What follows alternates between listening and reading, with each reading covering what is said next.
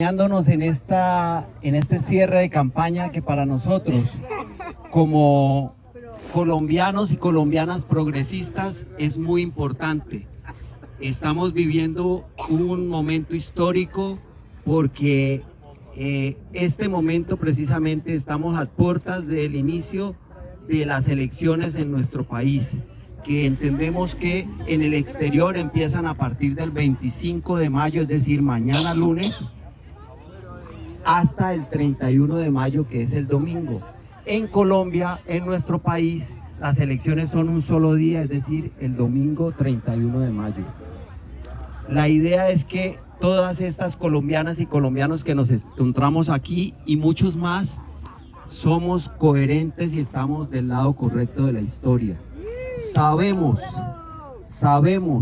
que el gobierno del cambio de nuestro presidente Gustavo Petro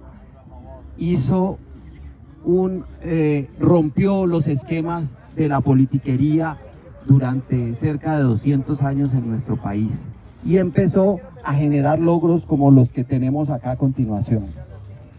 En primer lugar, el gobierno del cambio logró sacar de la pobreza a 3 millones de personas en nuestro país en tan solo 4 años, que fue el periodo de gobierno de nuestro presidente Gustavo Petro.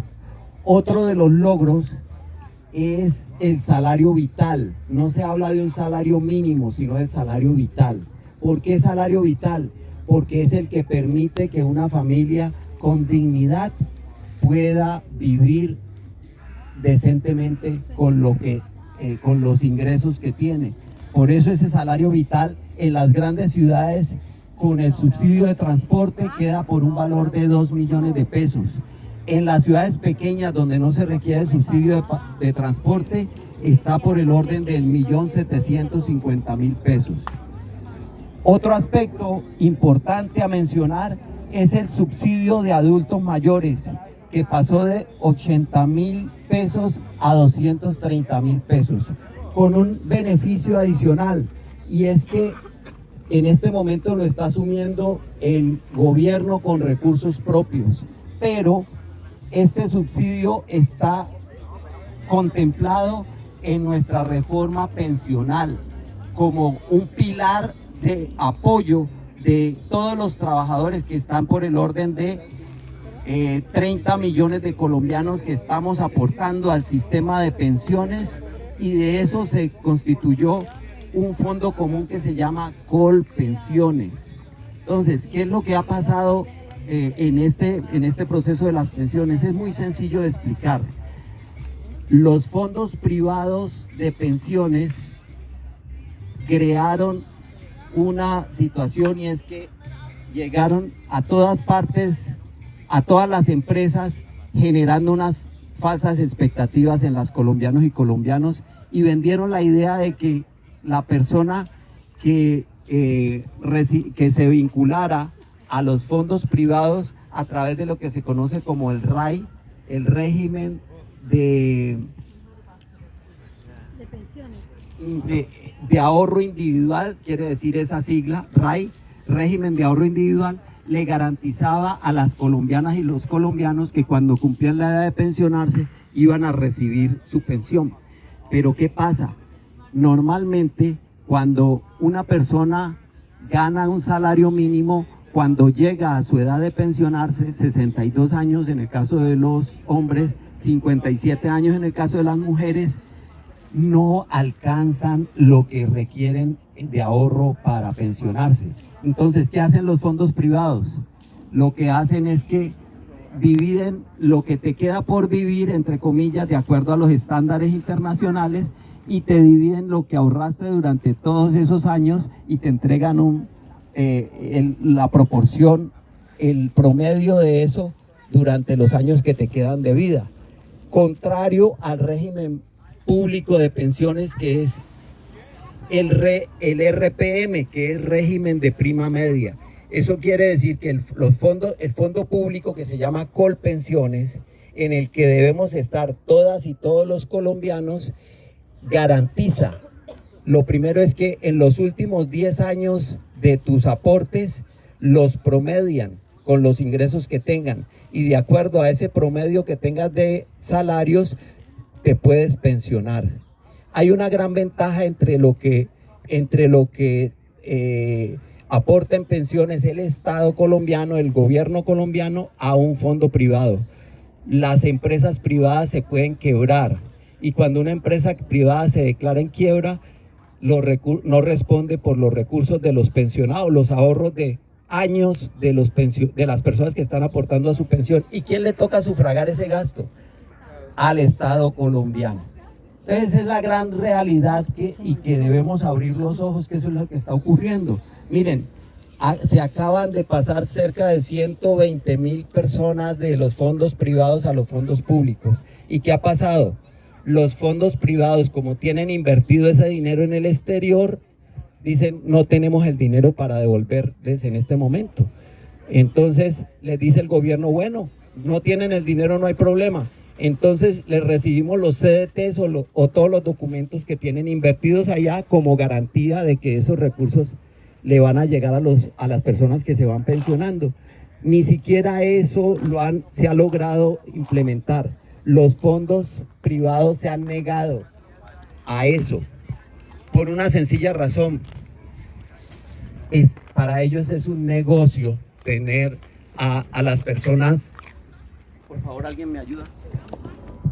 Para ellos es un negocio tener a esos recursos de las personas que están aportando a su seguridad pensional, tenerlos cautivos en sus fondos, sencillamente porque les está produciendo grandes rentabilidades y esas rentabilidades cuando ganan los fondos privados le llegan a los fondos privados. Pero resulta que cuando la persona se pensiona no le devuelven esas utilidades, sino que sencillamente le dividen lo que ahorró durante toda su vida y lo dividen en unas cuotas de acuerdo a lo que queda de vida. También es claro que en los fondos privados se ha invertido grandes cantidades de dinero en proyectos que han fracasado, como el puente de Chirajara, un puente que se cayó y que se hizo con recursos de los fondos privados. También sabemos por boca del hijo del presidente Uribe Vélez, que dijo que un gran centro comercial que construyó en Cartago, lo construyeron con recursos de los fondos privados. Entonces, los fondos privados se han convertido en un gran negocio. Los recursos de las personas que están aportando a sus pensiones se han convertido en un gran negocio para los fondos privados. ¿Qué pasa? Cuando el Estado tiene que responder, porque otra cosa que es importante aclarar, hay cerca de 17 millones de colombianas y colombianos que están en los fondos privados y en este momento hay solo 7 millones de personas vinculadas a los fondos públicos. Es decir, saquen sus conclusiones. La mayor cantidad de recursos que aportan los trabajadores y trabajadoras en Colombia están en los fondos privados. Han desfinanciado el fondo común del fondo público que se llama Colpensiones. Eso quiere decir que le han dejado la carga de pensiones a la mayor cantidad de personas que se están pensionando son de los fondos públicos. Entonces, hay menos recursos en el fondo público para pagar esas pensiones. ¿Qué tiene que hacer el Estado? Sacar de recursos para la educación, para la salud, para entregarlos a los pensionados. Entonces, ¿qué se pretende con la reforma pensional para resumir el tema? Y sé que es difícil lograr la atención, pero aquí viene el quid del asunto. El gobierno lo que ha propuesto en su reforma pensional es que la gran cantidad de colombianos que ganan entre 1 a 4 salarios mínimos se pasen a los fondos públicos de pensiones, garantizando el fondeo de esos recursos para las personas que se van a pensionar.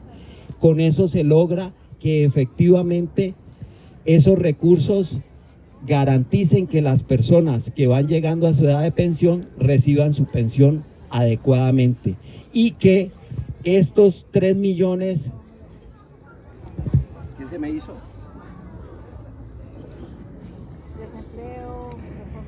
Que es los 3 millones de personas adultas mayores que están recibiendo este subsidio garantizarles ese subsidio del fondo de pensiones, porque es un pilar solidario que se establece. Es más, en el gobierno de Iván Cepeda se está propendiendo por llegar a 4 millones de personas, adultos mayores, que en su vida vivieron en la economía que popularmente se conoce como economía informal y que por ello nunca aportaron al sistema de pensiones. Entonces, por ello se propone que reciban de ese pilar de subsidio estos recursos. Otro aspecto importante es que el desempleo en el gobierno del cambio del 2022 al 2026 de Gustavo Petro se reduce el desempleo con la creación de 2.1 millones de empleos nuevos. Otro aspecto importante, muy importante, es que se da por primera vez y de una manera concertada y no expropiando como inicialmente se decía que se iban a expropiar tierras, sino comprando las tierras.